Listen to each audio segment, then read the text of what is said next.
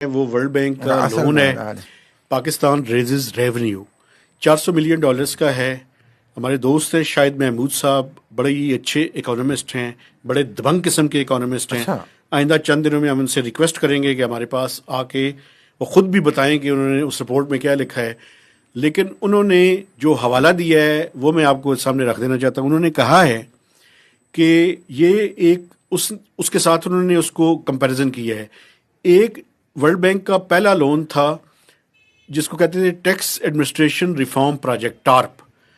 یہ مشرف صاحب کے زمانے میں تھا. یہ مکمل فیلیور تھا. ورلڈ بینک نے خود اس کو انسیٹسفیکٹری ڈکلیئر کیا تھا. تو یہ کہہ رہے ہیں کہ یہ جو موجودہ لون ہے یہ بھی اسی طرف بڑھ رہا ہے.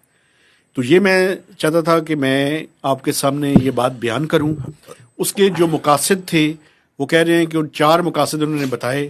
اس میں ٹیکنالوجی، باقی چیزیں، ٹیکس کے سسٹم کو سمپلیفائی کرنا، ٹیکس کی بیس کو براڈن کرنا اور مزید شعبوں کو ٹیکس نیٹ کے اندر لے کر آنا.